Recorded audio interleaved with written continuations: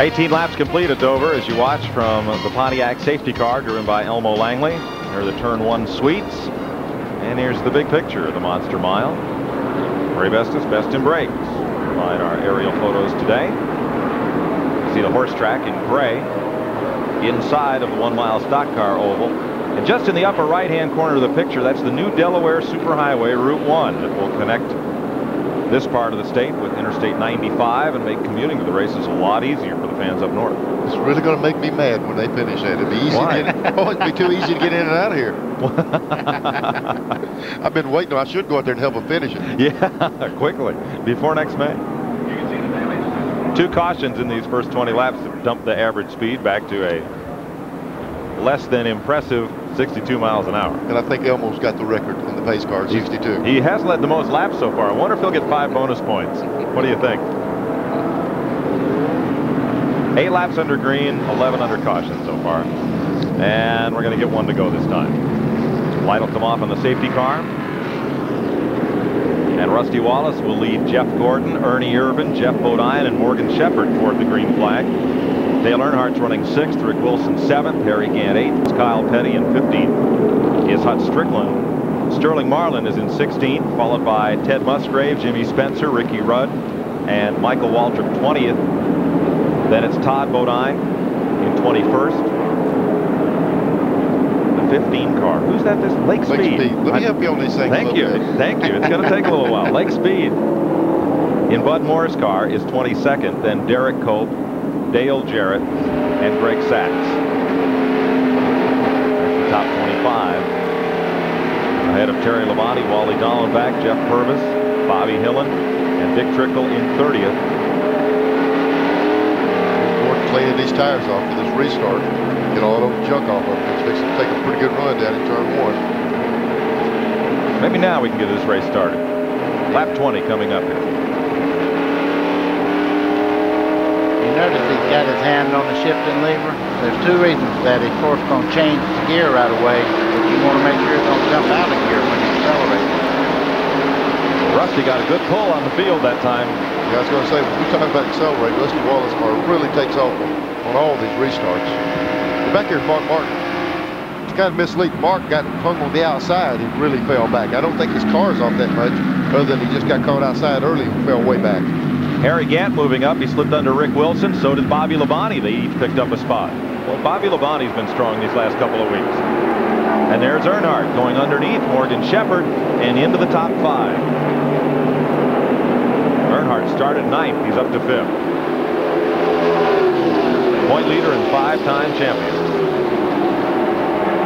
You know, we were talking yesterday.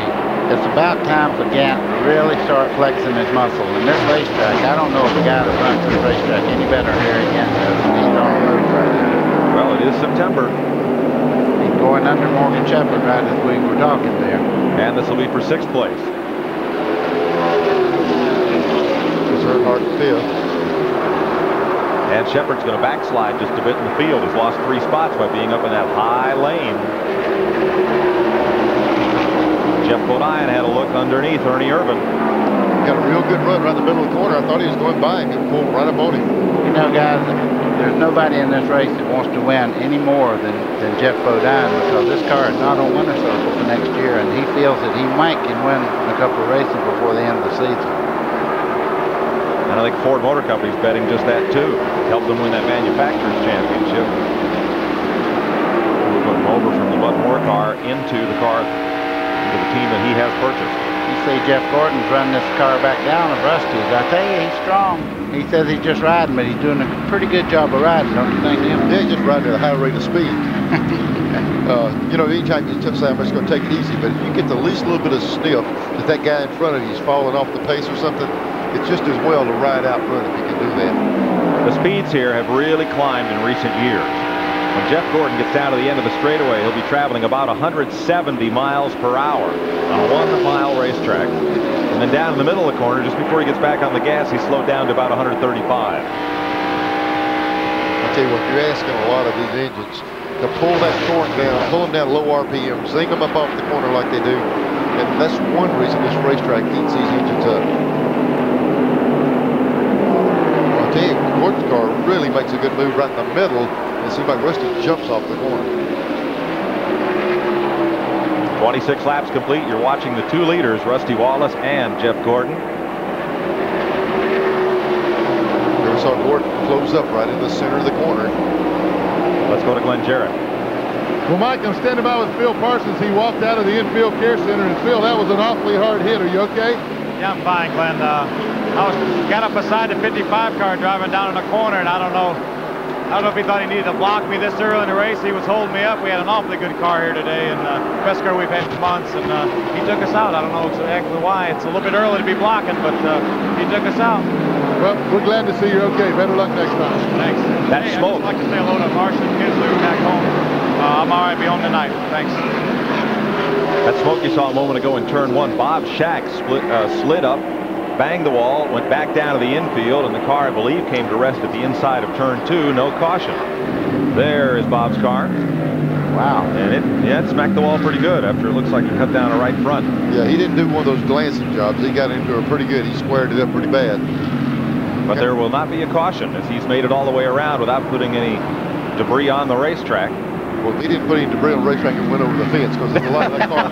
There's a lot of that car missing. One part I saw. There he is limping around into the pit lane at turn four and behind the wall. Boy, Jeff Gordon's trying every straightaway to get by Rusty. I believe he's got a little advantage in the center of the corner. The car seems to turn a little bit better than Rusty right at this point in the race, and he's trying every way in the world to get by. But he's just riding. I know. Yeah, right. He's just racing. That's what it's named. The game is racing. Very little riding goes on. And one reason why, there is Ernie Irvan moving in. The front two cars have broken away a bit on this restart, but Irvan is catching back in. There's the interval. Back as far as fifth place. As it's closing back up. There's Mr. Earnhardt. He's moving in to join the battle. And a long gap back to sixth place Harry Gant from there. There's been the least bit of concern about tires. Everybody's concerned. If you remember the last race, Earnhardt was the guy that kept wearing the right fronts and busting down a couple of right fronts. So I would say he's probably the gauge. If they've got a tire problem, either that he's going to be careful to see what happens, but there's a little bit of concern about it. But too, Neil, I would imagine they have changed their chassis setup for this track a whole bunch from what they had here in June. Well, we'll see. When I went through the garage this morning, they said, hey, we loosened the car more than he wants it probably, just so it worked that right front over. So I guess they're going to have to just get the car balanced where it suits the tires more so than him right now. Mark Martin's moved back up to eighth as Rick Wilson slid up the groove. Bill Elliott and Kyle Petty drove past before Wilson gets back in line. Ken Schrader now dips to the inside of the STP Pontiac. Schrader going to take a look on the inside. And once you get that nose there, you have definitely got the right of way. That guy will give you that inside lane. You know, in the Busch race yesterday, they can do a little bit more side-by-side racing than they can with these Winston Cup cars. All this horsepower, you need that bottom lane to get a hold of that ground. So Schrader moves up and moves on. Up there at about 10th place. Up front, lapping by the Hurley limo Ford of Jimmy Means. The lead is really tightened up with that one little bit of traffic right there. There's your front five. Wallace, you're riding with Gordon. Then it's Irvan, Jeff Bodine, and Earnhardt.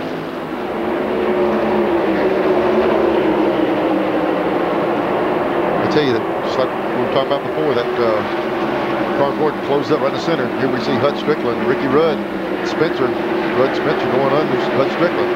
That's 15th place right there.